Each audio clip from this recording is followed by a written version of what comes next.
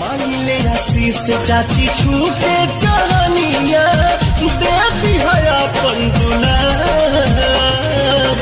Vote मांगे बेटा बा तोहार ए चाची हो, वोट मांगे बेटा बा तोहार। मारा मोहरिया तान के कार छाप निशान पे, मारा मोहरिया तान के कार छाप निशान पे, मारा मोहरिया तान के कार छाप निशान पे।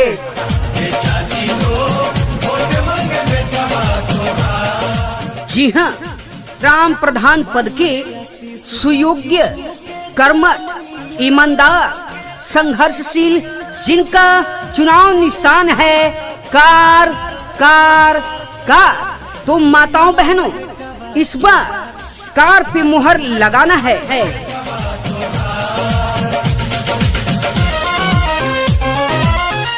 तो याद रखिए, माताओं बहनों का अपना चुनाव निशान है कार कार कार। नौजवान साथियों का अपना चुनाव निशान है कार कार कार। बुजुर्गों, किसान भाइयों का अपना चुनाव निशान है कार कार कार।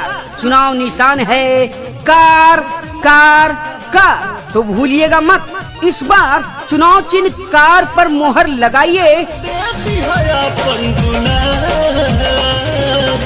वोट मांगे बेटा बा तोहार ए चाची हो, वोट मांगे बेटा बा तोहार। तो याद रखिए, ग्राम प्रधान पद हेतु सुयोग्य, कर्मठ, ईमानदार, संघर्षशील जिनका चुनाव निशान है कार कार कार।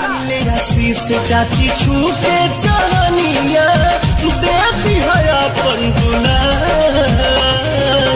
वोट मांगे बेटा बा तोहार ए चाची हो, वोट मांगे बेटा बा तोहार। तो चुनाव चिन्ह कार के सामने मुहर लगाना है, तो भूलना नहीं है। चुनाव निशान है कार कार कार।